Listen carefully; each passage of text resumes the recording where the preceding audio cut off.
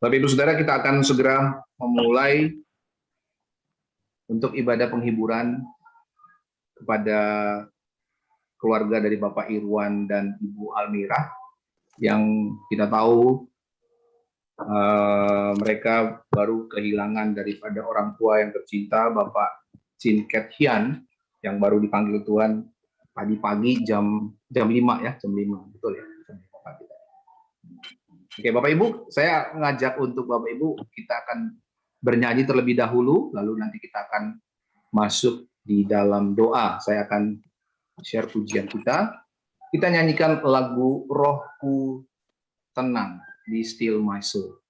Saya putarkan instrumennya, Bapak Ibu bisa nyanyi di rumah, semua kalau boleh mic-nya di mute.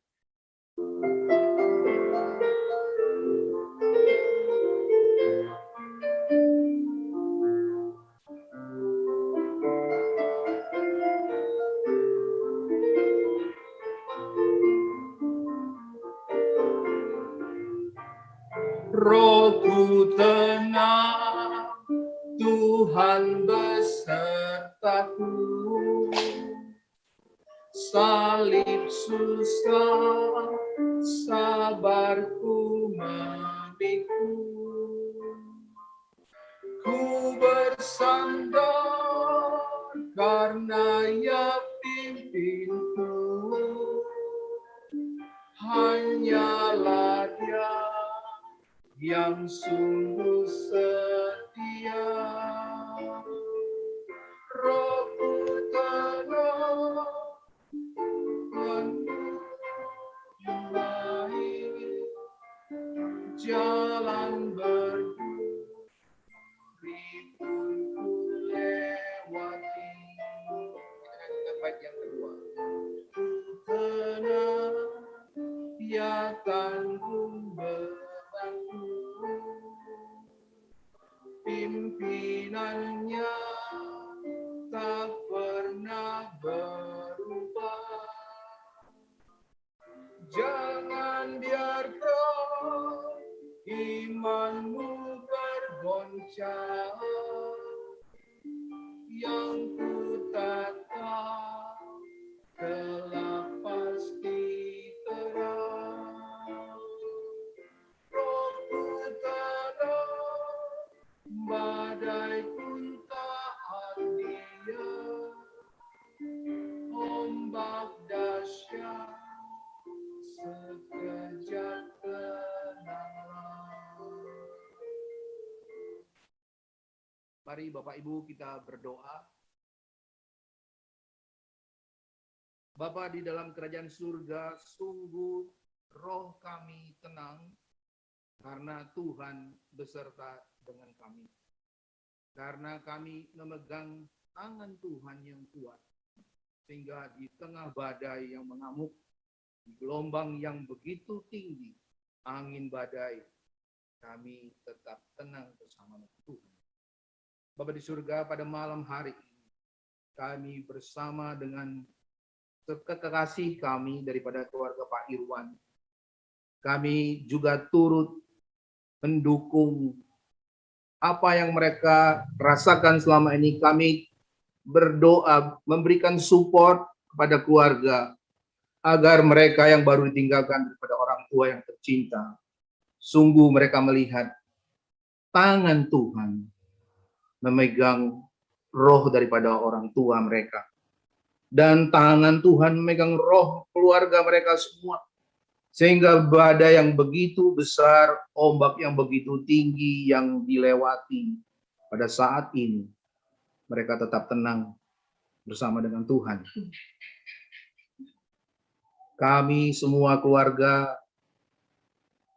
rekan-rekan jemaat semua, orang-orang yang dikasihi oleh Tuhan, bersyukur kepadamu karena memiliki Allah yang begitu nyata di dalam kehidupan kami. Allah yang selalu memberikan kekuatan dan penghiburan bagi kami. Itulah yang menjadi penghiburan keluarga hari ini. Kami bersyukur kepada Tuhan. Di saat-saat seperti ini, kami tetap bisa memuji dan memuliakan nama Tuhan. Di dalam kesulitan-kesulitan kami. Di dalam kebaktian penghiburan ini Tuhan, kami yang lakukan di dalam streaming, online, dan kami tidak bisa berdekatan secara fisik, tapi kami bisa melihat ada sukacita bersama-sama dengan para keluarga, dengan rekan-rekan handai taulan, kami semua yang satu iman percaya kepada Tuhan. Kami melihat ada sukacita itu karena kami yakin bahwa almarhum sudah bersama-sama dengan Tuhan di sisimu. Kami bersyukur karena itulah penghiburan kami. Kami bersyukur karena kami juga punya masa depan yang sama. Kami adalah orang-orang yang Tuhan pegang, roh Tuhan dan roh kami bersama-sama. Kami bersyukur pada malam hari ini, biarlah memulai kebaktian penghiburan ini dengan ucapan syukur kepada Tuhan. Tuhanlah melawat kami. Tuhanlah menghibur dan memberkati kami. Berkati kebaktian penghiburan hari ini. Berkati hamba-Mu yang akan menyampaikan firman-Mu, Pendeta Aiter. Kiranya firman-Mu terus menguatkan kami. Sehingga kami bisa berjalan melewati semua kesulitan-kesulitan yang ada. Dan kami melihat bahwa kesulitan itu menjadi satu kekuatan bagi kami. Menjadi suatu penghiburan karena Tuhan beserta dengan kami. Terima kasih Tuhan, berkatilah ibadah penghiburan pada hari ini. Berkati seluruh device yang kami gunakan, baik itu kami gunakan secara YouTube dan juga Zoom yang kami pakai ini. Tuhan berkati. Terima kasih Bapa di surga, dengarkan doa kami sampaikan di dalam nama Tuhan kami Yesus Kristus. Kami sudah mengucap syukur dan berdoa. Amin. Bapak Ibu, kita hari ini dan ya mungkin ya minggu-minggu ini atau ya bulan ini kita banyak sekali mendengar kabar berita duka cita, ya, keluarga, ada apalagi sekarang di tengah-tengah keluarga kita, pandemi ini mengamuk di antara keluarga. Keluarga itu berarti ikatan sosial yang paling dekat, yang paling kuat. Disitulah corona ini mengamuk. Satu-satunya cara untuk kita bisa bertahan adalah kita harus isolasi. Ya, semua diisolasi. Mungkin ada yang diisolasi di rumah sakit, ada yang diisolasi di rumah, isolasi mandiri. Itulah cara kita untuk mengobati atau mengatasi corona ini. Tetapi keluarga itu adalah seperti yang saya katakan tadi, ikatan yang paling kuat, ikatan sosial yang paling tinggi. Tidak ada yang lebih kuat dari itu. Bahkan untuk membangun negara, kita butuh keluarga-keluarga yang kuat. Tetapi disitulah sekarang lagi diobrak-abrik. Keluarga lagi diobrak-abrik. Ya. Pak Irwan dan keluarga sekarang mengalaminya. Saya juga baru tadi pagi juga mengalaminya. Ya. Keluarga kakak saya di Riau, istrinya dan mertuanya langsung bersamaan juga meninggal dunia. Dan inilah satu ujian bagi kita sebagai orang Kristen. Apa yang menjadi pengharapan kita? Apa yang menjadi penghiburan kita di saat kita lagi isolasi, di saat kita lagi social distancing, physical distancing sendiri, harus bertahan sendiri. Menjadi penghiburan kita adalah kita tahu bahwa Tuhan selalu beserta kita. Iman percaya kita mengatakan Tuhan itu datang seperti dia mendatangi perahu daripada murid-murid. Tenanglah, ini aku. Itulah menjadi penghiburan kita. Sekali lagi, inilah menjadi kekuatan untuk keluarga, Bapak Irwan dan Ibu Amira, untuk anak kami Fedor dan Honor. Biarlah ini menjadi kekuatan kita bersama-sama untuk mengarungi badai yang sedang mengamuk ini. Biar kita lewat dari ujian ini, kita semakin dewasa, iman kita semakin dewasa, bahkan Paulus mengatakan kita bersuka cita di dalam penderitaan. Begitu ya, Bapak Irwan dan Ibu. Ya, Bapak Ibu Saudara yang dikasihi Tuhan, hari ini mungkin dari pihak keluarga ada yang mau cerita atau share ke kita. Boleh ada kesaksian daripada keluarga. Terima kasih semuanya, selamat malam. Saya Irwan, ini istri saya Almira. Saya bisa share screen nggak ya tadi dalam waktu singkat Almira buat klip tentang apa ya, singkat aja kok. Terlihat ya.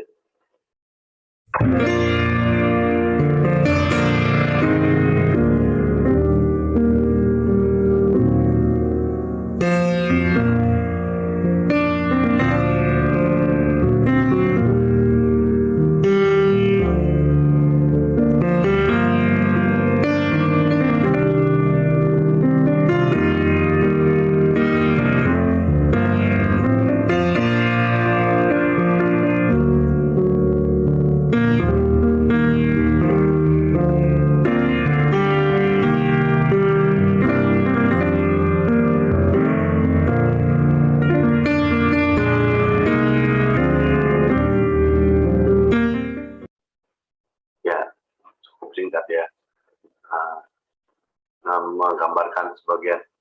Ya memang papa jarang ya di foto, jadi susah juga cari fotonya tadi.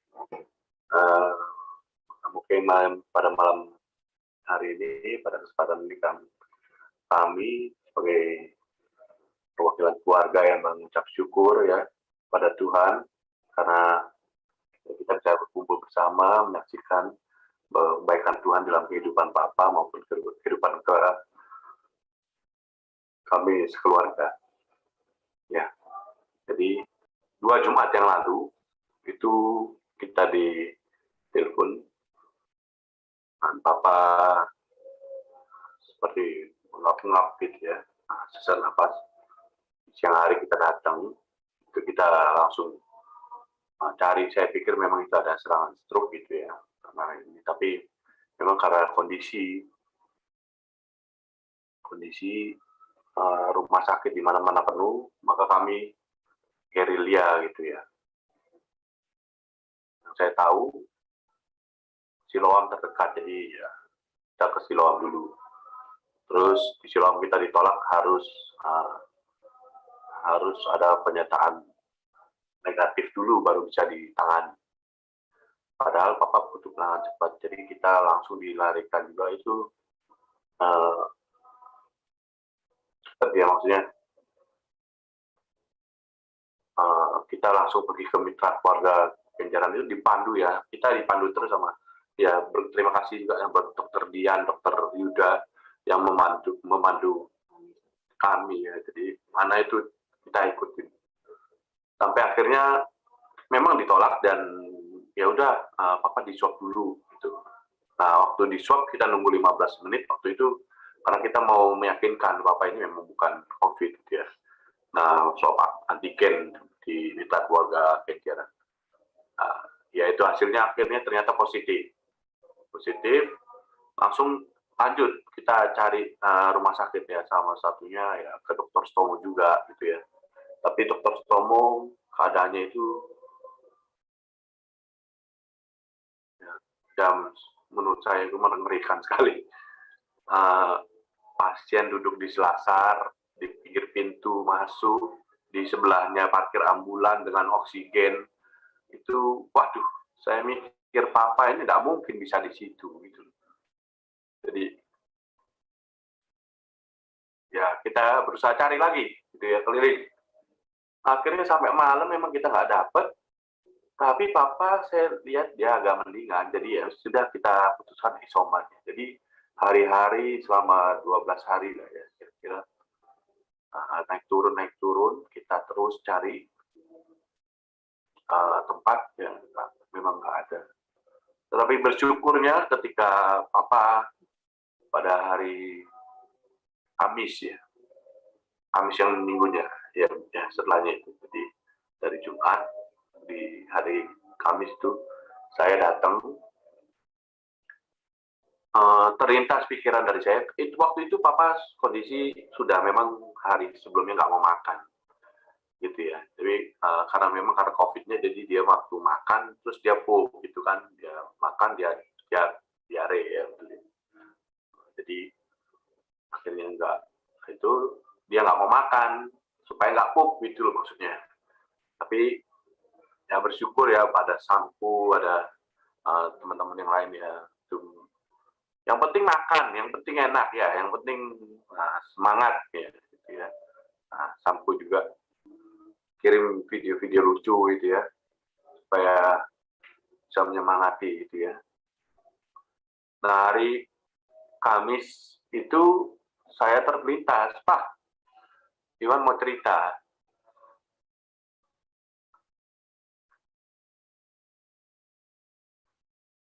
Ya, cerita tentang Tuhan Yesus.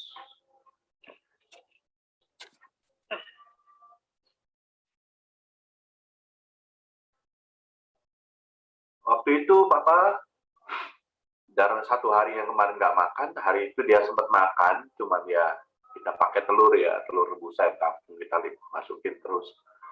Saya datang sama Mira disuapin pakai pisang, jadi obat itu masuk pakai pisang, seru.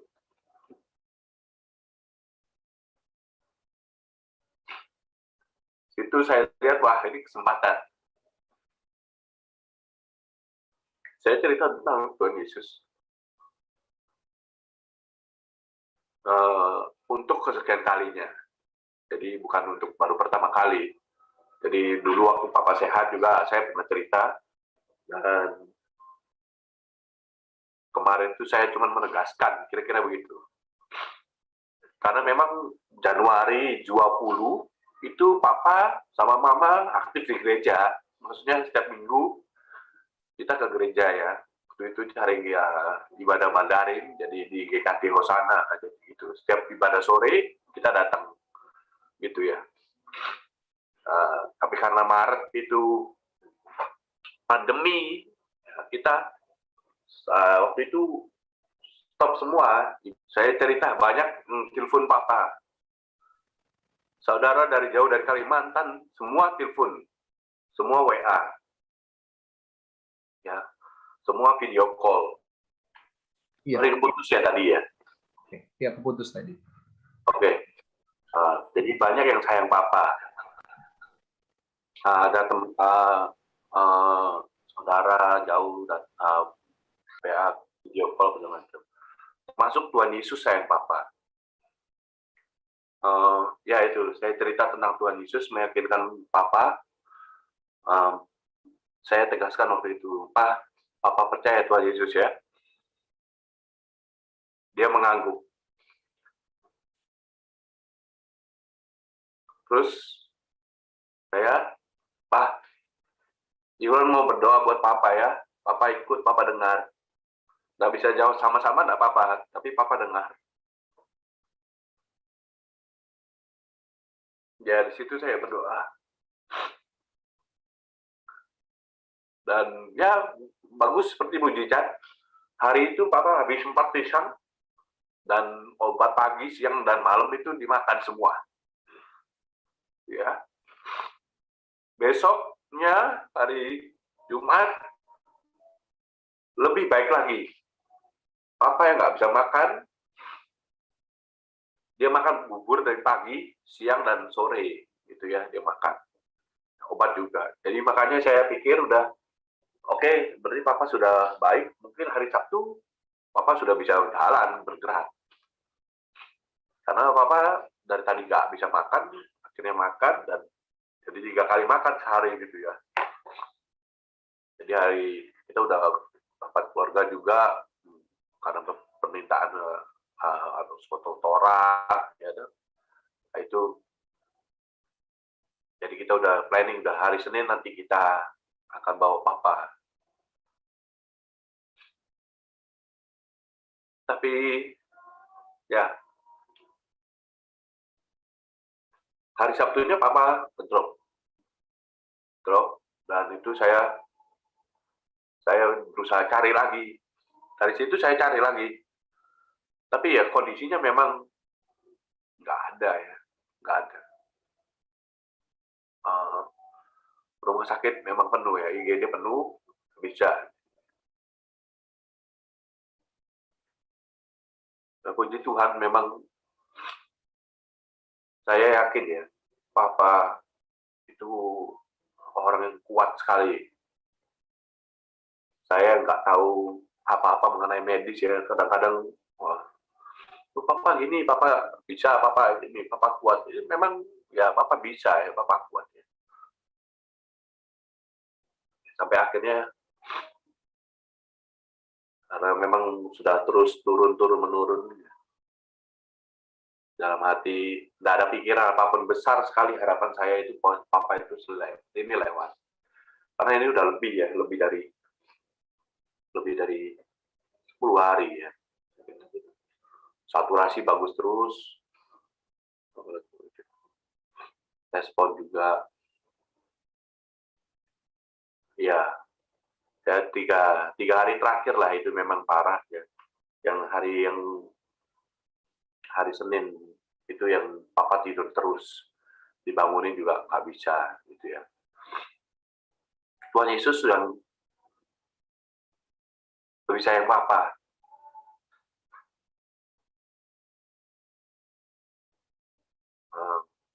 Papa sudah bersama Tuhan Yesus, dan itu sukacita tersendiri ya.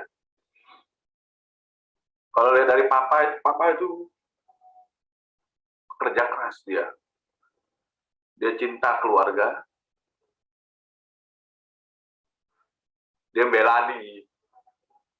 Kalau ada dari kita butuh apa, dia selalu bisa menyempatkan, memikirkan kita gitu ya.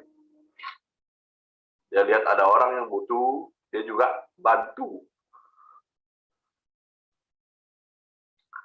Ya, passionnya dia besar ya di itu juga. Waktu saya tahu di awal-awal sinar kasih ya, perkumpulan sinar kasih baru muncul, Papa itu aktif sekali ya, sebagai salah satu ya tua-tuanya gitu ya.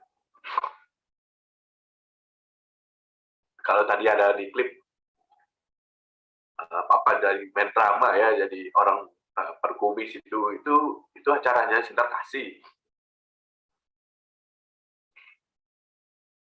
Ya, jadi supportnya dia full sampai kalau ada acara itu, Wan besok kita ke acara sinar kasih. Jam berapa? Jam 5. Loh, Pak, undangannya tulis jam 7. Kenapa kok jam 5 berangkat? Ya dia mau siap-siap. Mungkin di sana ya, nggak tahu ya. Tapi memang itu perkumpulan yang dia cintai ya. Perkumpulan orang Kalimantan. Ya, gitu.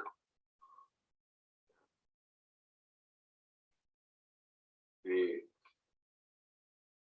sampai dibilangin, pokoknya kalau ada acara sinar kasih, kamu harus ikut. Siapa Pak? Iwan? Enggak, semua. Jadi anak yang 4 itu suruh ikut. Ya dia, ya, loyal gitu dia. Nah, itu. Nah, jadi pada malam ini, kesempatan ini, saya mau mengucap syukur ya, berterima kasih kepada Tuhan Yesus ya pasti, yang selalu ada di dalam hidup kami, yang selalu menyertai kami, yang selalu mendukung ya, selalu saya menikmati sekali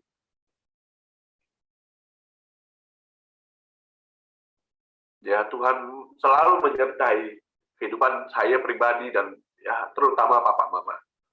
Saya lihat Tuhan Yesus itu luar biasa ya. Jadi ketika tadi pagi Almira nangis keluar ketemu saya. Kenapa nangis? Karena papa sudah nggak ada, itu saya cuma menenangkan Almira dan ya Tuhan sudah sama Tuhan Yesus, dia lebih baik gitu ya. Dia nggak sakit lagi. Karena saya lihat dari seminggu dari Sabtu itu napasnya itu seperti ngos-ngosan gitu. Jadi kayak seminggu ini papa itu lari terus. Kayak kalau lihat saya yang lari satu lapangan ya, nggak kuat. Tapi papa bisa.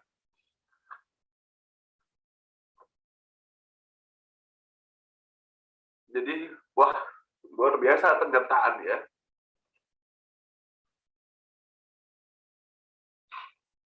Sampai tadi ke pemakaman, kremasi apa, semua seperti Tuhan sediakan tepat, padahal kondisi pandemi itu kremasi ngantri di mana-mana, terus ditolak-tolak sampai ada yang keluar daerah untuk dikremasi. Tapi kita bisa dapat tempat di situ, di Surabaya, ya dapatnya juga jamnya jam 1 siang, enak sekali. Jadi ya, seperti semua teratur gitu loh. Ya, apresiasi buat adik-adik ya, yang kompak, Alif, ya, Nuryawan, cepat sekali tanggap. Saya banyak belajar dari dia. He's like MacGyver to me ya. Ya, bisa pakai cara apa hebat itu hal itu. Bantu map apa seperti apa dia sendiri. Padahal kalau saya jaga, saya selalu sama Almira. Karena memang berat ya. Ya itu. Thank you juga buat semuanya. Mengucap syukur terus ya kepada Kristus. Berterima kasih juga kepada Gereja, Gary Citra, dan Gary Kerta yang membackup Pak Bara, Pak Eter, sidang jemaat, semua staf, Pak Kissinger juga yang mengucap syukur. Terima kasih. Dan keluarga besar Pelangi Kristus terutama ya, yang selalu setia, kompak habis. Saya bingung, saya telepon teh misteri itu. Aku nggak ngerti apa-apa bisa dibantu nggak? Wah, cepat sekali. Misteri bantu saya. Dan ya tentu tim ACC yang mendukung ya, para pengurus, keluarga besar, keluarga pemudik Pelangi, teman-teman.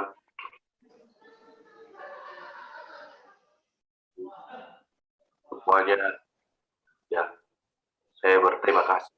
Terus terutama ya yang ini kita akan Papa ya Yayasan Perkumpulan Sosial Sinar Kasih.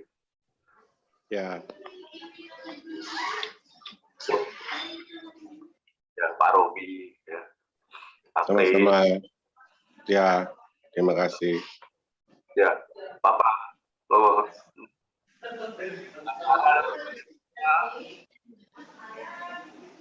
Kalau perkumpulan ini belum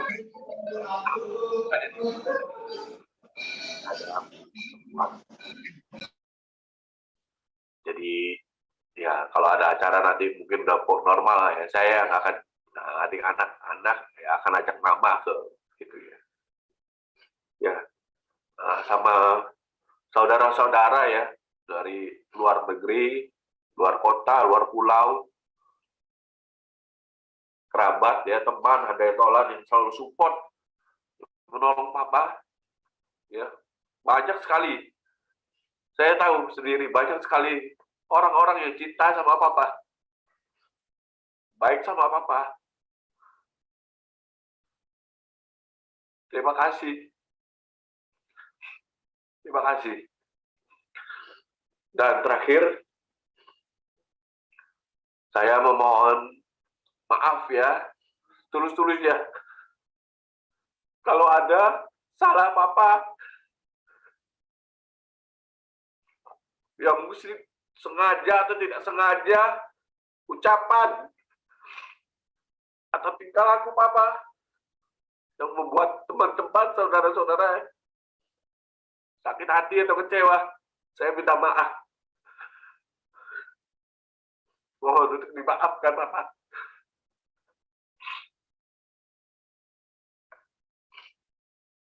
Ya, oleh sebab itu semuanya, biarlah segala kemuliaan hanya kembali kepada Tuhan. Soli Deo Gloria. Terima kasih, Pak Kissinger. Saya kembalikan. Mungkin kalau ada adik-adik kalau mau ngomong silakan. Atau kalau enggak, kita ikutin liturginya dulu ya. Tadi Pak Kissinger bisa lanjut ya. Silakan. Ya, terima kasih Pak Irwan untuk sharingnya. Kita sudah tahu ya orang tua Pak Chin Ket Hian itu sebagai teladan bagi keluarga. Kita bersyukur kepada Tuhan, dan yang lebih bersyukur lagi iman percaya yang dia pegang sampai pada akhir, dan kita bersyukur itu yang paling penting, penghiburan bagi kita. Baik Bapak Ibu Saudara, Pak Irwan dan Bu Almira ini adalah guru di Pelangi Kristus. Mungkin dari Pelangi Kristus ada yang memberikan sepatah dua patah kata. Ibu Magda barangkali mewakili. Baik, Bapak Kissinger, terima kasih untuk kesempatannya. Untuk keluarga Mama Chin, Guru Irwan, dan adik-adik, beserta para menantu, untuk Guru Almira, dan untuk anak-anak yang saya kenal, Fyodor dan Aner. Saya percaya ketika kita menangis dengan kepulangan orang yang kita kasihi, tangis itu membuktikan memang kita ternyata mencintai. Karena tangis itu tidak bisa diinstruksi. Tangis itu menyatakan cinta. Dan tangis itu bukan hanya untuk yang dipanggil pulang, tapi juga tangis itu untuk keluarga yang juga mengalami. Dan tangis kita semua mau menyatakan kepada Guru Irwan dan Guru Almira yang saya kenal, bahwa kami mengasihi kalian. Saya ingin menyampaikan satu hal yang mungkin belum disinggung oleh Guru Irwan. Bahwa ketika Guru Irwan masih menjadi mahasiswa, Guru Irwan sudah mempunyai visi untuk pelayanan anak. Kira-kira 12 tahun yang lalu, oleh kehendak Tuhan, waktu Theodor lahir, pastinya Guru Irwan dan Guru Almira sudah memikirkan kelak akan bersekolah di mana.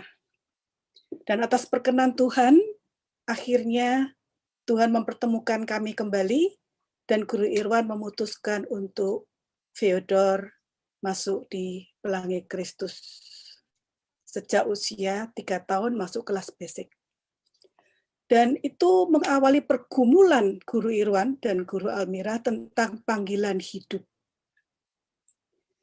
Pada waktu Aner lahir, sekarang Aner kurang lebih umurnya 10 tahun.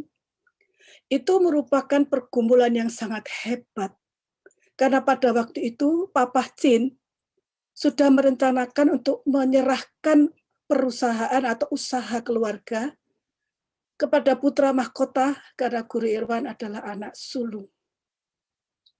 Tetapi di dalam pergumulan ini, pada waktu Aner lahir, saya percaya Guru Irwan memberikan nama kepada anaknya Aner. Pertama-tama sebagai kehormatan menjadi ayah bagi anak laki-lakinya ini. Tapi juga itu saat di mana ketika saya berkunjung waktu Guru Almira melahirkan Aner, lalu mengatakan, saya bersedia menjadi guru full bersama dengan Guru Almira di Pelangi Kristus. Tentu saja keputusan untuk menghormati panggilan hidup dari Tuhan ini tidak serta-merta bisa dipahami oleh Papa Chin. Pasti ada kecewa dan duka. Dan ini pergumulan yang tentunya sangat berat bagi Guru Irwan. Karena antara mencintai orang tua dan menaati panggilan Tuhan. Bertahun-tahun Guru Irwan terus berusaha untuk meyakinkan orang tua bahwa pilihan untuk memilih jalan hidup yang Tuhan rencanakan tidak berarti tidak mencintai orang tua. Dan pergumulan ini pergumulan yang tidak mudah. Tetapi saya melihat dengan iman saya bahwa Papa Chin itu menyaksikan bagaimana kebahagiaan Guru Irwan menjadi seorang guru. Meskipun keputusan yang tidak mudah dan penuh pergumulan ini, dan dengan dukungan istri yang sehati, dan anak-anak yang memberikan inspirasi, khususnya Theodor dan Aner. Saya yakin pada waktu bulan Januari, 2 atau 3 bulan sebelum pandemi, ketika akhirnya Papa Chin memutuskan untuk menerima Tuhan Yesus, saya percaya itu jawaban doa yang pada malam ini memberikan rasa syukur yang tidak berkesudahan dalam hati Guru Irwan, Guru Almira, dan semua keluarga yang sudah mengalami kasih Tuhan. Mencari rumah sakit di Surabaya saat-saat seperti ini amat sangat sulit.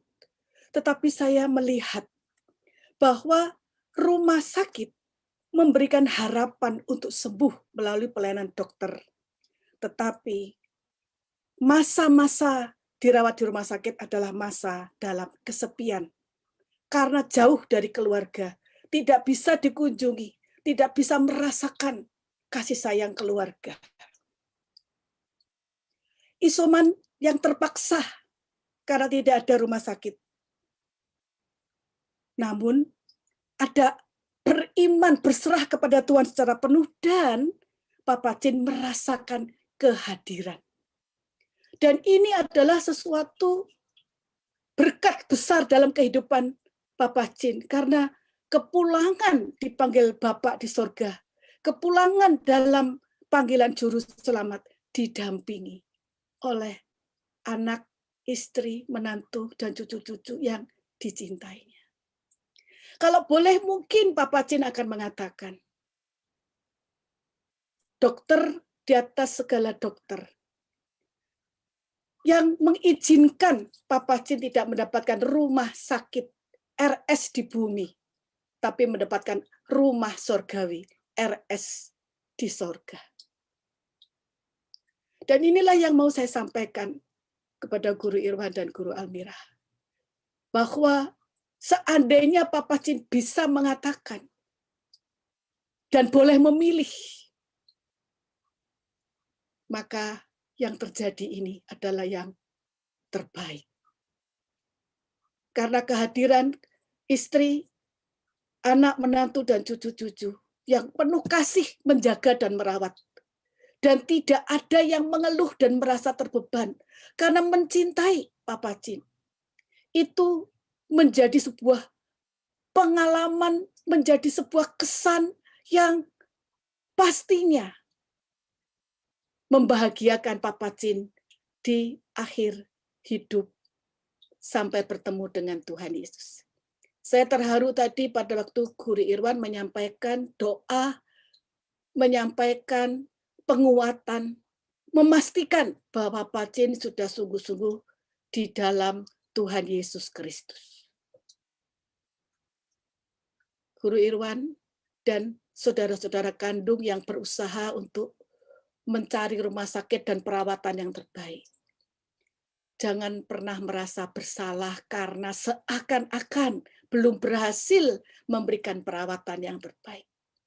Tetapi testimoni tadi sesungguhnya memberikan konfirmasi bahwa menolong orang tercinta pada hari-hari terakhir untuk mengalami Kristus yang mengasihi melalui kehadiran dan pelayanan kita itu jauh lebih berharga. Keluarga besar Pelangi Kristus berterima kasih untuk pengabdian Guru Irwan dan Guru Almira yang memilih memenuhi panggilan Tuhan. Dan kami bersyukur bahwa Papa Chin pada akhirnya merestui dan bersukacita untuk pilihan yang tidak salah. Kiranya Tuhan menghiburkan Mama Chin, menghiburkan Guru Irwan, Guru Almira, dan semua adik-adik Guru Irwan yang saya tidak kenal satu persatu. Dan biarlah para cucu boleh mengingat bahwa sekarang Opa, Grandpa sudah dalam pelukan Tuhan Yesus Kristus di rumah sorgawi. Apa yang tidak didapat di bumi, didapat di sorga dan untuk selama-lamanya. Kami menyampaikan duka cita karena rasa kehilangan. Tetapi kami juga ikut bersuka cita karena Papa Chin sudah bersama dengan Tuhan Yesus. Kiranya Tuhan menguatkan hari-hari di mana merasa rindu, dan biarlah Tuhan memberikan penghiburan yang sempurna. Tuhan Yesus memberkati seluruh keluarga besar dan juga para sahabat yang merasa kehilangan. Tuhan Yesus menyertai. Terima kasih. Sampai kita semua nanti bertemu dengan Papa Chin di rumah sorgawi. Baik, terima kasih Bu Magda untuk sharingnya. Sekali lagi kita bersyukur di dalam kebaktian penghiburan ini.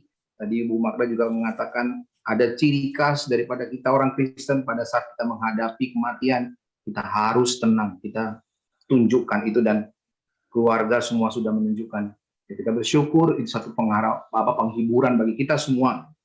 Air mata tadi kata Bu Magda adalah kita juga yang mengasihi keluarga-keluarga sekarang yang lagi berduka. Kita bersyukur ada ketenangan di dalam keluarga-keluarga yang ditinggalkan. Inilah suatu kekuatan yang diberikan oleh Bapak Jane kepada keluarga dan pada kita semua. Puji Tuhan.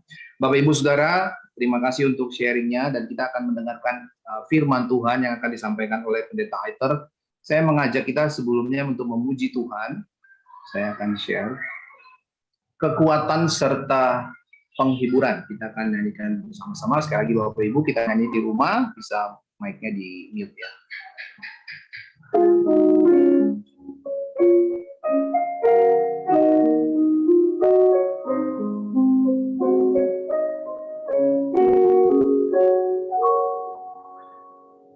Kekuatan serta penghiburan diberikan Tuhan padaku.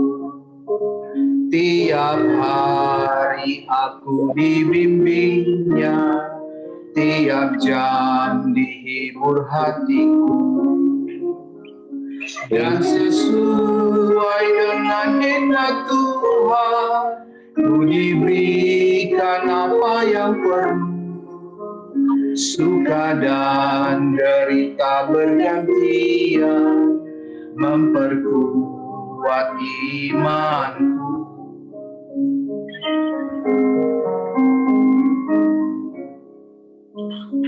Tiap hari Tuhan besertaku, diberi rahmat-Nya tiap jam. Diangkatnya bila aku jatuh, dihalaunya musuhku kejam. Yang namanya Raja Maha Kuasa, Bapa yang kekal dan abadi, mengimbangi duka dengan suka dan menghibur yang sedih.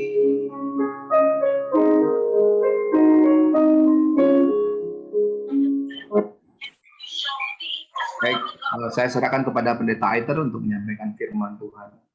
Turut berduka cita bagi keluarga yang ditinggalkan. Kita bersyukur di dalam hidup ini, jikalau tidak ada kematian, maka semua manusia hidup di dalam penderitaan yang tidak pernah habis-habis. Tadi saya sudah mengikuti dari awal, dan saya sekarang lagi live dari GRI Kertajaya. Bersyukur kira-kira tahun 2007, saya berkenalan sama Pak Irwan sama Ibu. Waktu itu ada di Balikpapan, mereka adalah orang di dalam generasi awal, di dalam perintisan Persekutuan Reform Injili Indonesia yang ada di Balikpapan. Dan saat itu kami sering pergi proksif, hamba-hamba Tuhan sering ke sana, buat seminar-seminar, dan saya juga memimpin KKR siswa di daerah Balikpapan. Dan saat itu kami mulai kenalan, dan setiap kali saya ke sana selalu berjumpa dengan mereka, dan akhirnya setelah sekian tahun mereka pindahnya ke Surabaya, dan mereka juga beribadah di GRI Kertajaya, dan akhirnya kita ketemu lagi.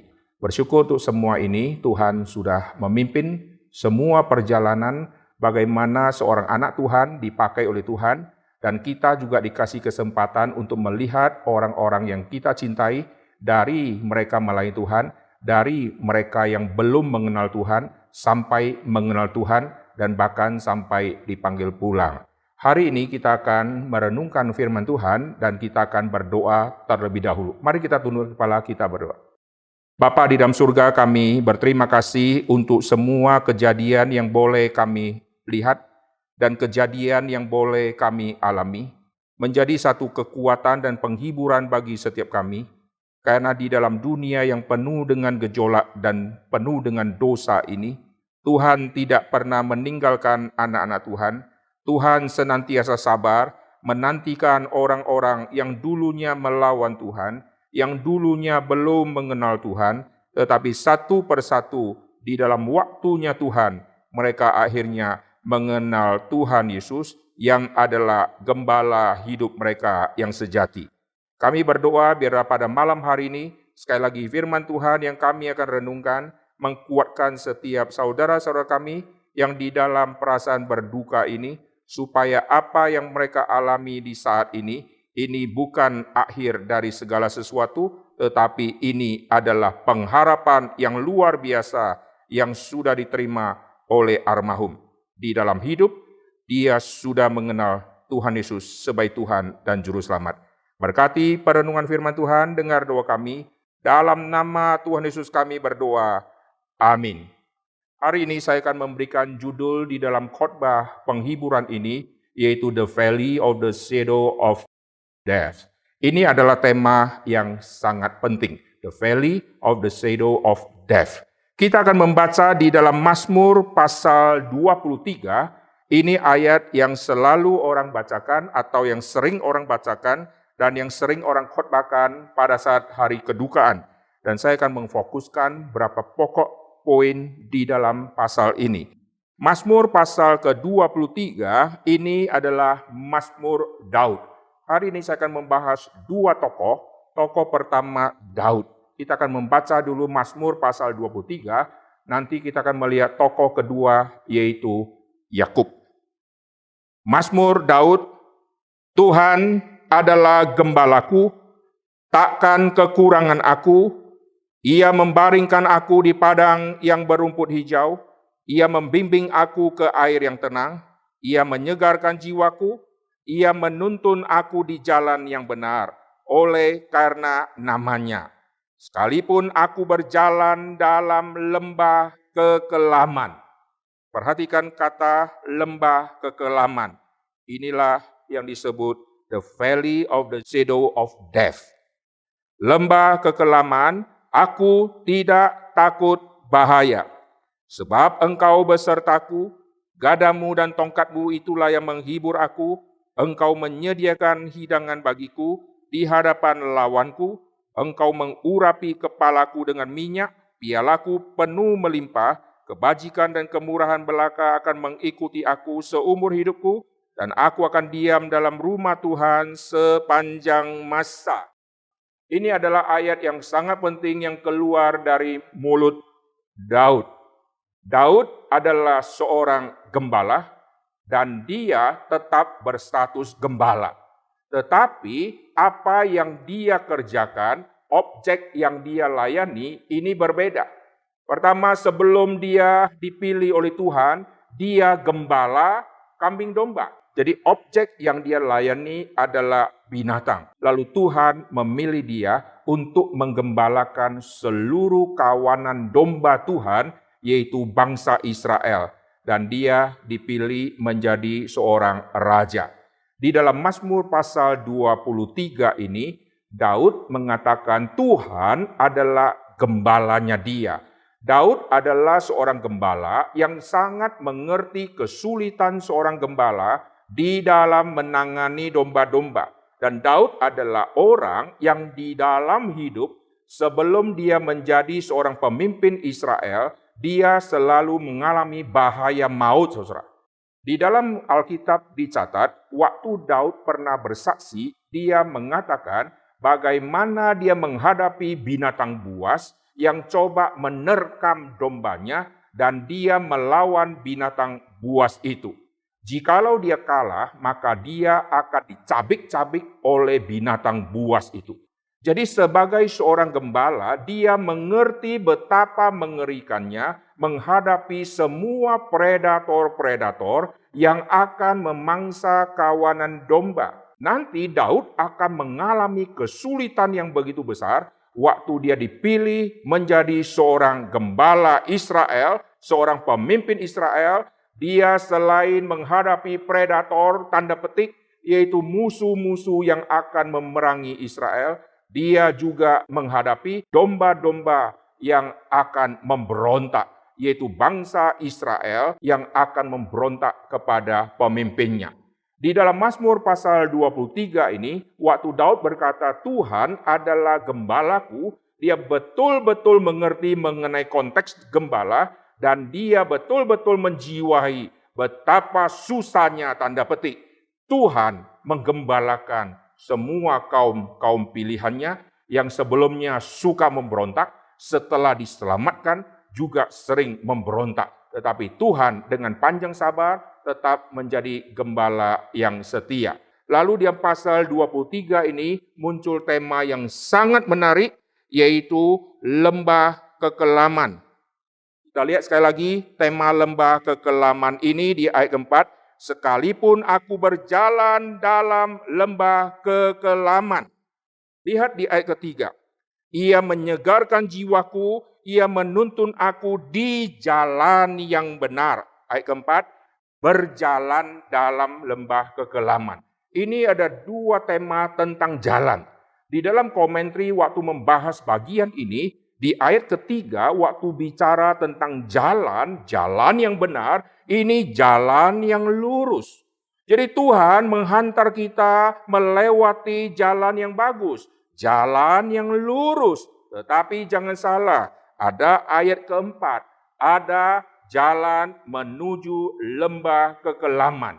Kata jalan ini mengacu juga kepada kata bulat, saudara. Tuhan membawa domba-dombanya berjalan melalui jalan yang lurus. Padang rumput yang pertama sudah ditinggalkan, padang rumput kedua akan didatangi. Demikian seterusnya sampai nanti akan kembali ke padang rumput yang pertama. Karena padang rumput pertama sekarang rumputnya sudah tumbuh lagi. Demikianlah jalan yang seperti bulat dan memutar itu. Pada saat jalan yang memutar itu, maka akan melewati daerah yang namanya the dark shadow. Akan melewati yang namanya lembah kekelaman. Di dalam terjemahan yang lain memakai banyak sekali istilah. Ada yang memakai istilah the deepest shadow. Ada yang memakai istilah the deepest dari darkness, saudara. Jadi sudah gelap, ditambah lagi tempat yang paling dalam dari kegelapan. Kadang-kadang memakai istilah kekelaman yang kelam. Kelam yang sangat kelam. Sesuatu yang begitu gelap dan orang tidak mau ke sana. Dan kalau saudara membaca di dalam Alkitab, setiap kali bicara tentang kata lembah, itu nanti dikaitkan tentang lokasi di mana akan terjadi pertempuran. Di dalam Kejadian pasal ke-14 ada kata lembah Sidim. Di situ nanti akan mulai adanya pertempuran, ada pertemuan raja-raja, lalu mereka menyusun strategi, nanti akan ada pertempuran. Lalu sampai kepada zaman Daud ada yang namanya lembah Asin. Di tempat itulah Daud berperang, menghabisi atau menghancurkan orang-orang dari Edom. Jadi lembah yang namanya Sidim, lalu lembah Asin, ini lembah yang dikaitkan dengan peperangan.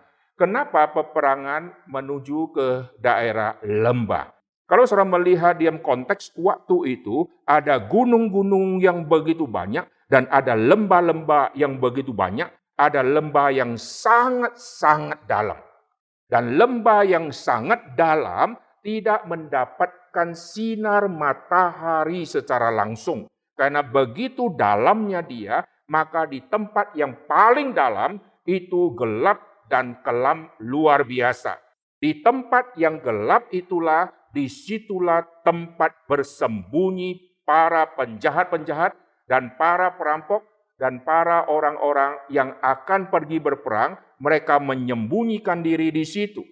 Kalau mereka bersembunyi di gunung-gunung, akan terlihat prajurit-prajurit kenapa begitu banyak ada di gunung. Oh, ada peperangan. Maka mereka akan mencari tempat perteduhan. Bukit-bukit batu itu tidak bisa untuk berteduh. Mereka masuk ke lembah-lembah yang sangat dalam, disitulah mereka bersembunyi, dan lokasi lembah biasanya ada airnya. Karena seluruh air itu mengalir ke bawah dan kumpulnya di lembah. Oleh sebab itu, orang-orang kalau berperang, mereka bertahan hidup ngumpulnya di lembah. Dan di lembah itu banyak penjahat, di lembah itu ada binatang buas yang mungkin sedang tidur di situ dan sembunyi di situ. Dan lembah-lembah itu kadang-kadang ada goa-goa di bukit-bukit batu yang kita tidak tahu di dalamnya ada binatang apa yang sedang berteduh. Maka tempat-tempat seperti itu adalah tempat-tempat yang begitu mengerikan. Kalau kita berdiri di Bukit Batu, kita bisa memandang seluruh sisi dan kita tahu di mana ada musuh, di mana tidak ada musuh. Tetapi kalau sudah ada di lembah yang begitu panjang, kita tidak bisa melihat ternyata di depan lembah di ujung sana ada musuh yang sudah berkemah di situ. Dan kita tidak bisa melihat ke belakang ada berapa musuh yang sedang mengejar kita. Karena lokasi ada di tempat yang bawah, dan lokasi itu lokasi yang gelap. Daud orang yang sangat mengerti mengenai dunia lembah ini. Karena dia pernah berperang di lembah Asin.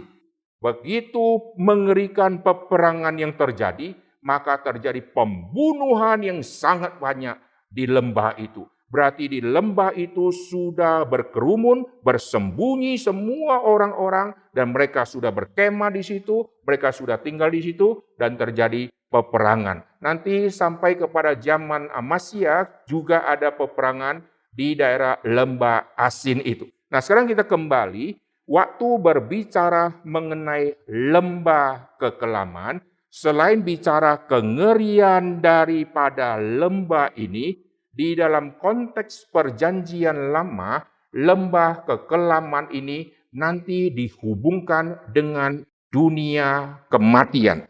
Mari kita lihat di dalam kitab Ayub. Saya ajak saudara untuk melihat kitab Ayub. Ini tokoh pertama yang kita bahas tentang gembala dikaitkan dengan Daud. Nanti tokoh kedua yang saya mau bahas adalah Yakub. Kita masih membahas tokoh yang pertama. Sekarang kita bandingkan dengan Ayub waktu memakai kata kekelaman ini. The valley of the shadow of death ini. Kita lihat Ayub pasal yang ke-10 ayat 21 dan 22. Sebelum aku pergi dan tidak kembali lagi ke negeri yang gelap dan kelam pekat. Ke negeri yang gelap gulita, tempat yang kelam pekat. Saudara perhatikan ini repetisi kata yang terus-menerus diulangi. Negeri yang gelap, kelam pekat. Negeri yang gelap gulita, tempat yang kelam pekat, dan kacau balau. Atau di dalam terjemahan lain suka memakai istilah the deep shadow without order. Kacau balau, di mana cahaya terang serupa dengan kegelapan. Saudara. Apa artinya? Kalau kita melihat konteks lembah, cahaya terang menerangi gunung-gunungnya, bukit-bukitnya. Lalu makin menuju ke bawah, makin agak gelap. Makin menuju ke paling bawah, ke titik yang terdalam, maka itulah titik yang paling gelap, saudara. Tempat yang paling gelap ada di lembah di titik yang paling dalam. Tetapi ada yang lebih gelap lagi. Itulah dunia orang mati, saudara. Dunia orang mati di dalam perjanjian lama selalu dikaitkan dengan kubur. Selalu dikaitkan dengan turun ke dalam dunia orang mati. Tidak memakai naik ke dalam dunia orang mati. Selalu turun ke dalam dunia orang mati. Turun kemana? Turun ke tempat yang paling gelap.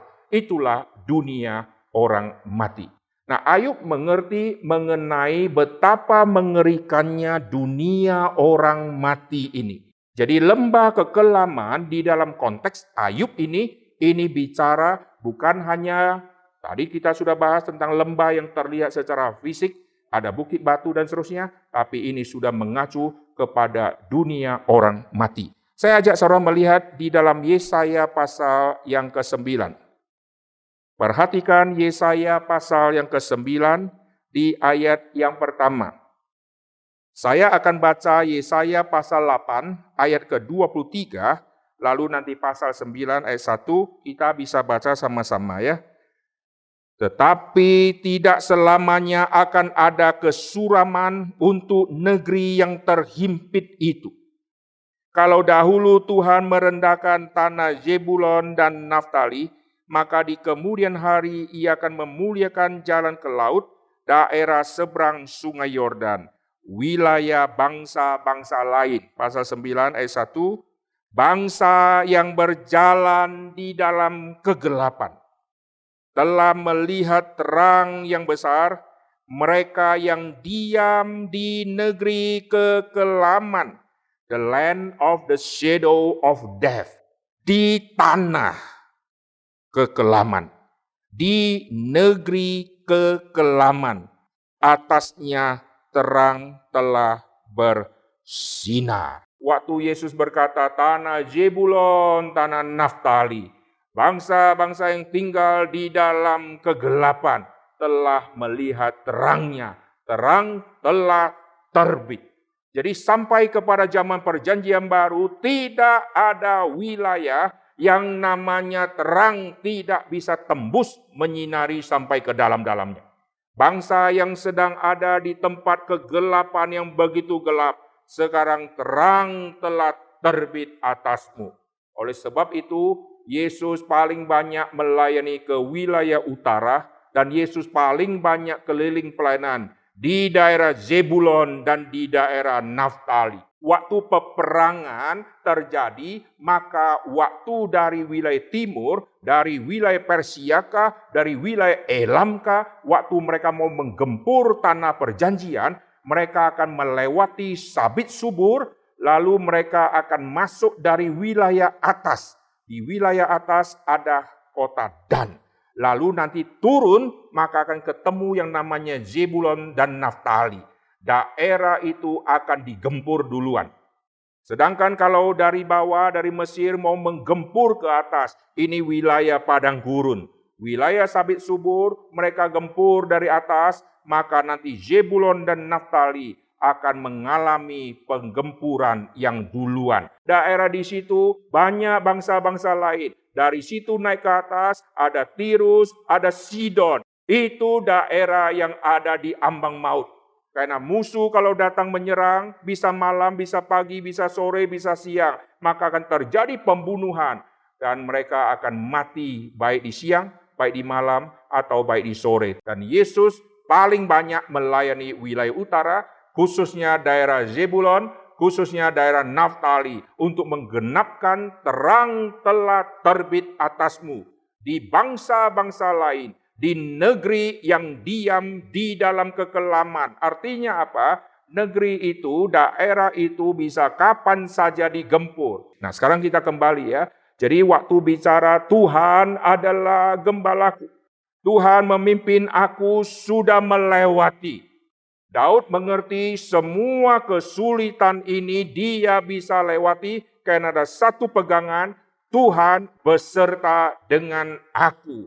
Tuhan yang beserta dengan aku, Tuhan yang adalah gembalaku. Tuhan yang beserta dengan aku adalah Raja yang menyiapkan hidangan bagiku di hadapan semua lawan-lawanku. Dan aku mau diam di dalam rumah Tuhan sepanjang masa. Jadi Daud adalah satu contoh mengenai dia mengerti Tuhan adalah gembala dan bagaimana hidupnya yang penuh dengan kekelaman akhirnya dia bisa lewati. Kekelaman yang dia alami yaitu selalu diburu oleh Saul dan dia mempunyai semacam pengertian. Dia mungkin bisa ditangkap, dia mungkin bisa dibunuh, dia mungkin bisa dikerjain. Maka dia waktu melarikan diri, dia selalu bersatu kepada Tuhan dan selalu komunikasi sama Tuhan. Dan saat dia pergi dari hadapan Saul, disitulah Tuhan mengizinkan di dalam pergumulan yang begitu sulit ini memunculkan mazmur-mazmur yang begitu banyak, saudara. Dia dikejar oleh Absalom, keluar mazmur. Waktu di tengah-tengah ketersendirian, keluar mazmur yang begitu banyak. Dan dia berhasil melewati semua lembah kekelaman dengan mazmur puji-pujian di hadapan Tuhan. Sekarang saya akan mempercepat, kita akan melihat tokoh yang kedua yang mengerti Tuhan adalah gembalaku. Orang itu adalah Yakub. Saya akan mengajak saudara untuk melihat Kejadian pasal ke-48. Ini adalah kata atau tema Tuhan adalah gembalaku. pertama kali muncul di dalam Alkitab. Sedangkan di Mazmur pasal 23 itu sudah di dalam zaman Daud. Di masa-masa awal, orang yang mengkaitkan Tuhan adalah gembala, itu adalah Yakub. Mari kita lihat di dalam Kejadian pasal ke-48. Kejadian pasal ke-48, saya akan baca dari ayat yang ke-14. Tetapi Israel mengulurkan tangan kanannya. Yakub mengulurkan tangan kanannya, meletakkan di atas kepala Efraim, walaupun ia yang bungsu, dan tangan kirinya di atas kepala Manasye. Jadi tangannya bersilang, walaupun Manasye yang sulung. Efraim dan Manasye ini anak dari Yusuf. Sekarang lihat ayat ke-15. Sesudah itu diberkatinyalah Yusuf. Jadi kalau saya tarik nanti ada benang merah yang sangat penting. Kita lanjutkan dulu. Sesudah itu diberkatinyalah Yusuf, katanya, nenekku dan ayahku, Abraham dan Ishak, telah hidup di hadapan Allah itu sebagai Allah yang telah menjadi gembalaku selama hidupku sampai sekarang. Yakub adalah orang pertama yang mengeluarkan kata, Tuhan adalah gembalaku. Dan Yakub adalah seorang gembala. Yakub waktu memunculkan tema Tuhan adalah gembalaku, Yakub mengkaitkan dengan leluhur sebelumnya, dan dia mengkaitkan dengan generasi di zaman dia, dan generasi yang akan datang. Berarti tema Tuhan adalah gembalaku tidak boleh berhenti pada saat kita yang sekarang hidup. Tema Tuhan adalah gembalaku, mesti kita kaitkan dengan leluhur kita, orang yang sudah hidup sebelum kita, lalu yang sudah dipanggil Tuhan pulang, lalu kelanjutannya akhirnya sampai di kita, lalu diteruskan. Mari kita lihat seluruh benang merah ini di ayat ke-15 pasal ke-48.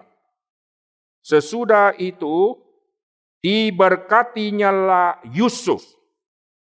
Ada Abraham, ada Ishak, ada Israel atau Yakub. Jadi Abraham, Ishak. Ini nenek moyangku dan ayahku. Lalu Yakub atau Israel. Di bawahnya Yakub ada Yusuf. Di bawahnya Yusuf ada Manasye dan Efraim. Jadi waktu membahas Tuhan adalah gembalaku, Tuhan yang sudah menggembalakan ayahku, menggembalakan nenekku atau Abraham, lalu Ishak, dan Tuhan yang sudah menggembalakan aku sampai hari ini, lalu tidak berhenti nanti saat saya mati. Tuhan akan menggembalakan Yusuf, Tuhan akan menggembalakan Efraim, Tuhan akan menggembalakan Manasye. Inilah tema Tuhan adalah gembalaku yang terus berkelanjutan sampai generasi demi generasi. Dan Yakub adalah orang yang pernah lewati lembah kekelaman yang sangat gelap. Mari kita lihat satu ayat di pasal ke-45. Di pasal ke-45, saya akan baca di ayat ke-26. Kejadian 45 ayat ke-26, mereka menceritakan kepadanya, Yusuf masih hidup. Bahkan dialah yang menjadi kuasa atas seluruh tanah Mesir. Tetapi hati Yakub tetap dingin, sebab ia tidak dapat lagi mempercayai mereka. Tetapi ketika mereka menyampaikan kepadanya segala perkataan yang diucapkan Yusuf, dan ketika dilihatnya kereta yang dikirim oleh Yusuf untuk menjemputnya, maka bangkitlah kembali semangat Yakub, ayah mereka itu. Kata Yakub, cukuplah itu, anakku Yusuf masih hidup. Aku mau pergi melihatnya sebelum aku mati. Jadi dalam hidupnya Yakub yang begitu luar biasa disertai oleh Tuhan. Tetapi sampai masa tuanya, dia menyadari hidupnya penuh dengan kekelaman. Dan dia sudah dingin, tidak percaya siapapun lagi. Karena anak-anak dia menipu dia, Tidak ada lagi orang yang dia bisa banggakan, saudara. Di tengah-tengah ketersendirian ini, di dalam kegelapan yang begitu gelap ini, mendadak muncul terang yang memberikan semangat, yaitu Yusuf masih hidup. Dan dia sudah begitu pesimis akan hidupnya yang penuh kekelaman itu, tetapi mendadak ada terang yang muncul yang memberikan dia semangat hidup, yaitu dia mendengar bahwa Yusuf yang tadinya dia kira mati, ternyata Yusuf ini hidup. Jadi tema tentang mati, tema tentang hidup. Kalau Yusuf mati, ini kekecewaan yang luar biasa, kekelaman yang luar biasa. Tapi waktu dia dengar Yusuf masih hidup, bangkitlah semangatnya. Yusuf juga pernah mengalami masa kekelaman yang luar biasa. Dia yang akhirnya sudah dijual, dia yang akhirnya dikecewakan oleh saudara, bahkan sampai ke Mesir. Dia adalah orang yang dipenjarakan di tempat yang paling gelap itu, yang paling tidak enak itu. Tetapi mendadak Tuhan bangkitkan dia, munculkan dia menjadi pemimpin yang luar biasa, menjadi seorang yang dipercaya di istana. Ada terang lagi, sehingga dari Yusuf semua bangsa-bangsa sekitar yang kelaparan sekarang mendapatkan hidup dan suplai makanan. Makanan disediakan oleh Tuhan kepada bangsa-bangsa melalui Yusuf ini. Lalu kita yang masuk di dalam kekelaman, apa yang bisa memberikan kita jaminan satu pegangan dan semangat hidup? Yaitu di dalam dunia kekelaman ada terang Tuhan yang bercahaya, dan terang Tuhan adalah terang yang hidup. Almarhum Bapak Chin Ket Hian, dia sudah melewati semua lembah kekelaman ini. Dan dia sudah ada bersama-sama dengan Tuhan. Dan dia kalau sekarang boleh berkata dan kita boleh dengar, dia akan berkata, "Hai maut, di manakah sengatmu? Saya sudah melewati kekelaman maut itu. Dan sekarang saya tidak ada di dalam dunia maut itu, karena saya sudah ada bersama-sama dengan Tuhan. Saya yang percaya kepada Kristus yang mati, saya sudah bersama-sama dengan Kristus." Jikalau kita yang berduka mempunyai semangat yang seperti Yakub, yang sudah kecewa banyak kekelaman di dalam hidup ini, karena apa yang dia pikir tentang Yusuf ini sudah mati, maka hilanglah semangatnya. Tetapi dia harus sadar, Yusuf yang dia pikir mati, ternyata Yusuf hidup. Karena Yusuf dilahirkan dari Rahel yang dia cintai, dia begitu sayang kepada Yusuf. Belum sampai memperhatikan terlalu lama, Yusuf sudah dianggap mati, dimakan oleh binatang buas, dicabik-cabik oleh binatang buas. Dan disitulah munculnya kegelisahan dan munculnya hidup yang pesimis sampai akhirnya masa tua. Yakub hatinya ini sudah dingin, dia tidak percaya lagi kepada semua anak-anaknya. Karena di otak dia ada satu orang yang dia harapkan, tapi dia pikir sudah mati. Mendadak muncul satu terang yang menyala-nyala itu, begitu dia dengar Yusuf masih hidup, maka bangkitlah semangatnya. Saya harap semua yang berduka mempunyai konsep ini.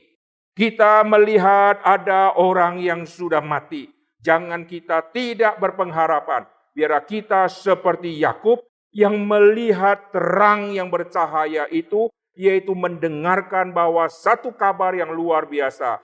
Yakub mendengarkan bahwa Yusuf yang kau kira mati, Yusuf masih hidup. Yusuf sendiri di dalam hidup mengalami kekelaman yang luar biasa. Tetapi Yusuf berhasil melewati semua itu, dan dia dipakai Tuhan untuk memberikan makanan yang begitu banyak kepada orang-orang yang sedang di dalam kelaparan. Dan melalui Yusuf inilah ada sukacita, ada kehidupan, karena apa yang Tuhan berikan kepada dia, yaitu bijaksana untuk mengumpulkan semua makanan-makanan karena akan masanya masa paceklik, dan akhirnya semua yang harusnya mati, yang sudah pesimis, tidak ada makanan lagi, tapi mereka mengarahkan hati dan pikiran mereka ke Mesir, karena di situ ada suplai makanan. Akhirnya semua yang ada di ambang kematian, di lembah maut seperti itu, mereka mendapatkan hidup. Karena Tuhan menyiapkan makanan kepada bangsa-bangsa melalui Yusuf. Saya akan menyimpulkan khotbah ini, Daud dan Yakub. Dua tokoh ini sama-sama mengalami lembah kekelaman, tetapi mereka sudah mempunyai semangat. Mereka melihat terang karena Yusuf masih hidup, yang Daud melihat ke depan tentang kebangkitan Mesias. Saya harap semua yang berduka ini mempunyai konsep yang sama, yaitu tidak melihat kepada kematian sebagai akhir dari segala sesuatu, tetapi melihat kepada kebangkitan, melihat kepada yang hidup. Almarhum sekarang bukan diakhiri dengan mati dan selesai, tetapi dia sudah bersama-sama dengan Tuhan. Dia hidup. Terakhir, waktu bicara tentang gembala tadi dikaitkan dengan bagaimana Tuhan sudah memimpin leluhur kita, Tuhan juga memimpin kita sekarang. Tapi ingat, bagaimana Tuhan juga akan memimpin generasi berikutnya. Biar iman yang turun dari leluhur kita, iman yang sekarang kita sudah miliki, dan iman itulah yang kita harus ajarkan terus. Sehingga anak cucu kita, mereka juga menikmati Tuhan adalah gembala mereka, Tuhan adalah Raja di dalam hidup mereka. Mari kita berdoa. Bapa di dalam surga, kami berterima kasih meskipun begitu banyak gangguan di dalam live streaming ini, tapi Tuhan sudah memimpin sampai akhir khotbah ini. Biar khotbah ini menjadi berkat, menjadi kekuatan bagi orang-orang yang ditinggalkan, yang sedang berduka. Biarlah kami bisa melihat di tengah-tengah gelapnya awan yang begitu pekat, tetapi ada terang Tuhan yang terus bercahaya, yang terus menjadi sumber hidup, yang menerangi setiap kami ya Tuhan. Terima kasih Tuhan, dengar doa kami. Dalam nama Tuhan Yesus kami berdoa. Amin. Saya serahkan waktu dan tempat kepada Pak Kissinger. Kita bersyukur kepada Tuhan untuk firman yang disampaikan oleh Pendeta Eter. Banyak sekali gangguan ya, tapi kita percaya Tuhan adalah gembala yang selalu menjaga dan memelihara kita, domba-dombanya, dan juga kepada khususnya bagi keluarga yang berduka. Biarlah kebaktian penghiburan ini menjadi kekuatan bagi Bapak Ibu Saudara yang ditinggalkan. Kita akan mengakhiri kebaktian penghiburan ini. Saya mengajak kita untuk menyanyikan satu lagu. Habis itu nanti mohon untuk Ibu Magda pimpin kita di dalam doa penutup. Kita pujikan satu lagu, Tuhan adalah gembalaku. Satu ayat aja.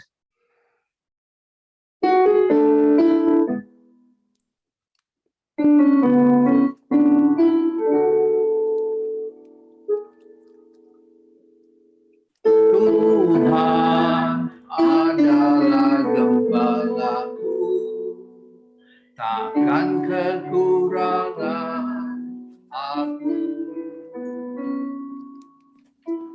Ia membaringkan aku di padang yang berumput hijau. Ia membimbingku ke air yang tenang. Ia menyegarkan jiwaku. Ia menuntunku di jalan yang benar, oleh karena namanya. Sekalipun aku berjalan dalam lembah kekelaman.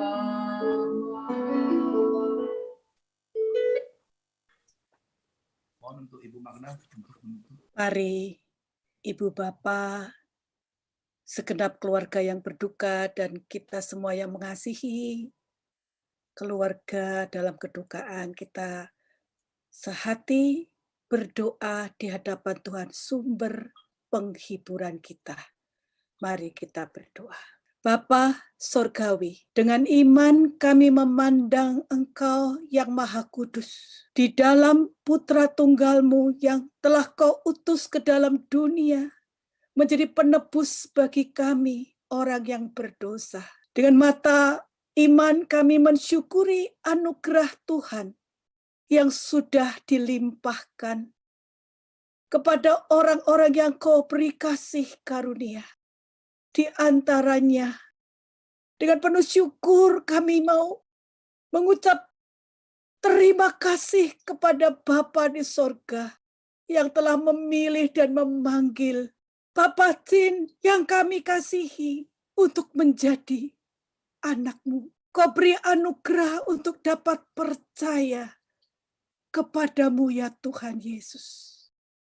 Sehingga ketika harus melewati lembah kekelaman, kami percaya anak-Mu melewatinya dengan digenggam oleh tangan gembala yang agung yang telah menyerahkan nyawa untuknya.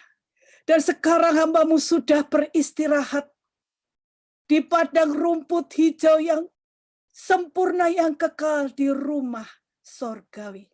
Karena semasa hidup hamba-Mu sudah menyambut panggilan Tuhan Yesus yang berjanji, di rumah Bapakku banyak tempat tinggal.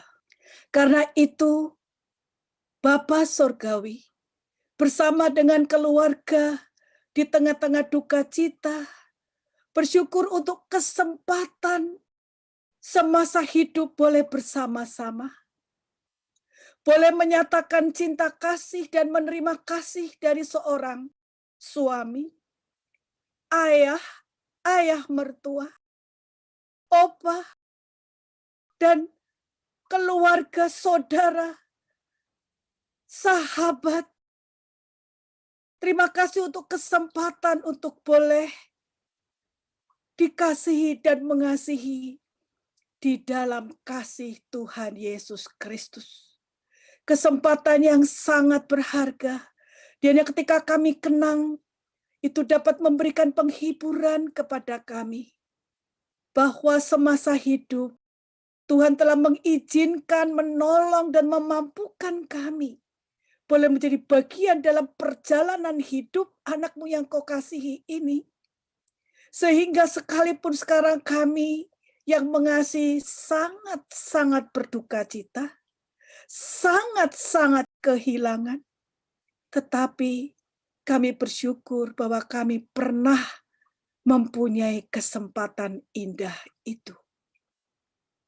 Tuhan, firman-Mu yang sudah kami terima sejak tadi pada waktu kremasi untuk Papa Cin, dan juga pada malam hari ini. Biarlah mendapatkan tempat di dalam hati kami segenap keluarga yang mengasihi dan dikasihi.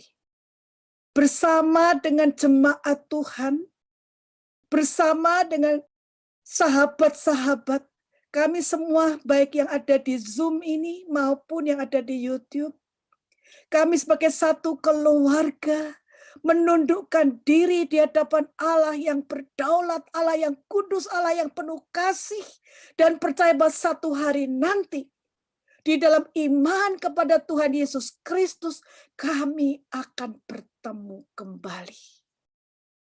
Di dalam keadaan tubuh mulia, tubuh kebangkitan, dan bersama-sama hanya akan memuji, menyembah, dan sujud di hadapan Tuhan Yesus Kristus, Allah yang hidup, satu-satunya yang berkata, Akulah kebangkitan dan hidup.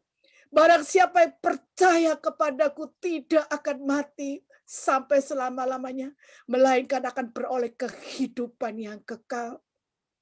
Karena itu Bapa, kami berdoa bila ada di antara kami yang hadir saat ini, masih belum sungguh-sungguh menyerahkan hidup kepada Tuhan Yesus.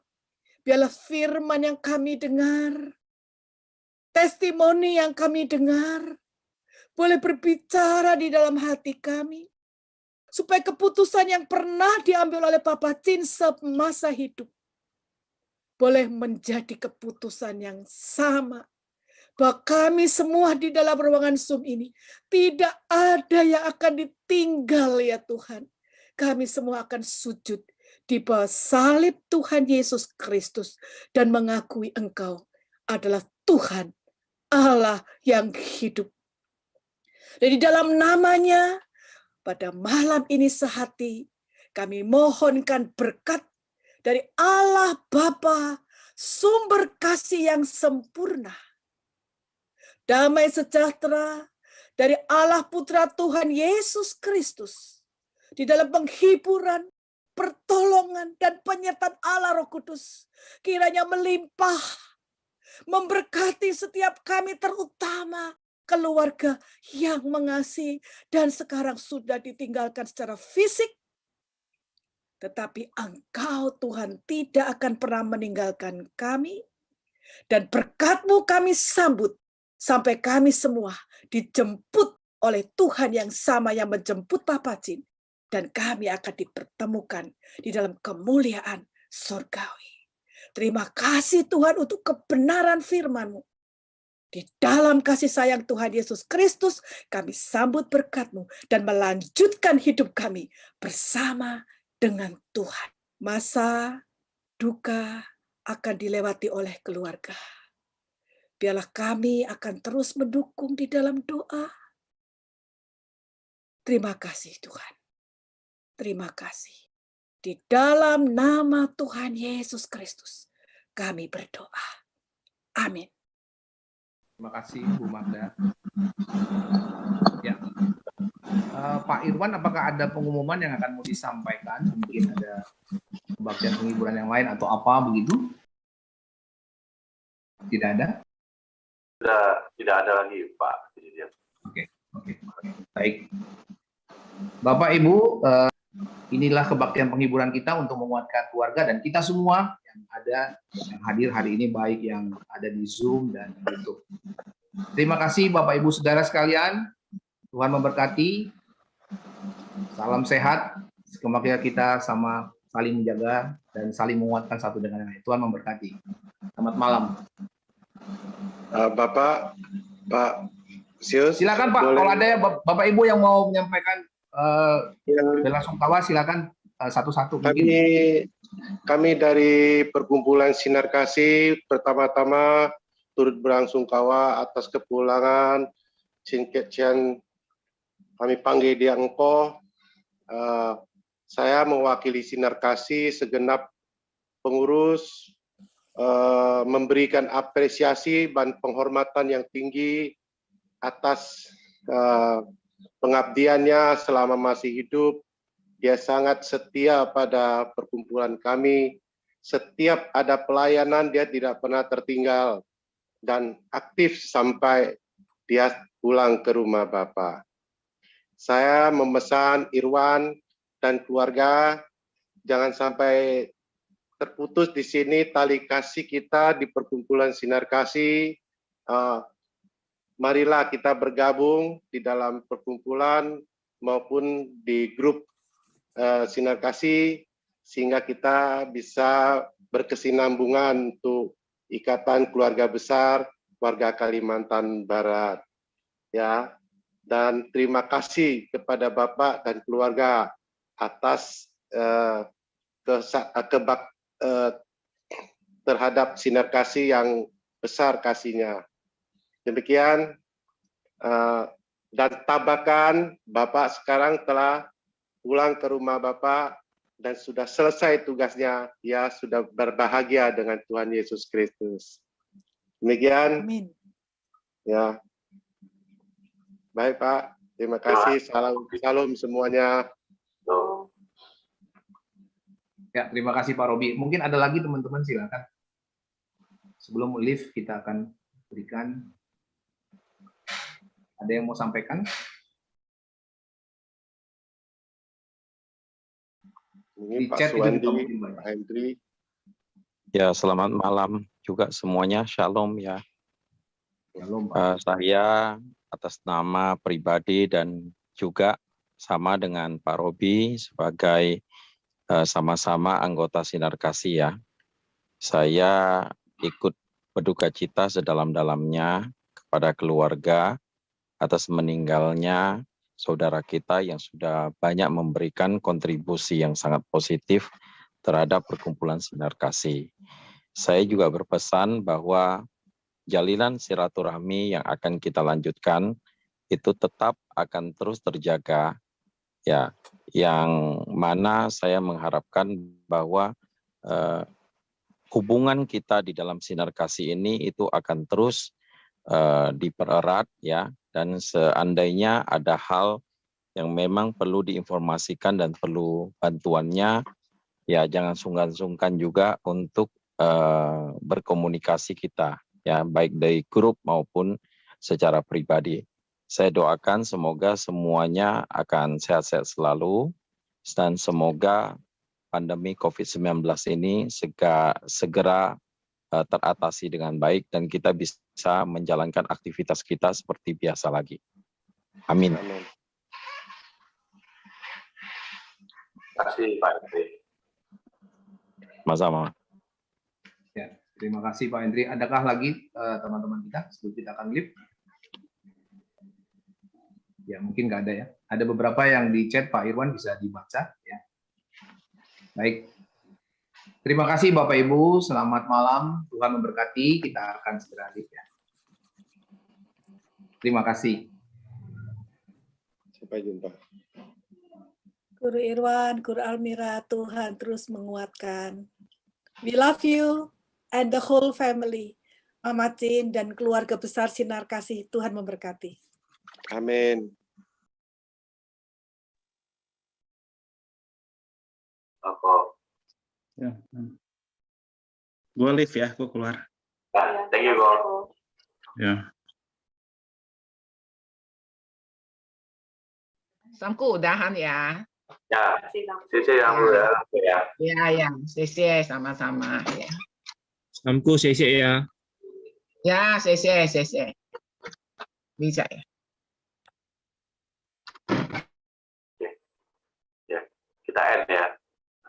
Thank you. Terima kasih semuanya Terima kasih. sudah hadir. Ya. Tuhan Yesus memberkati.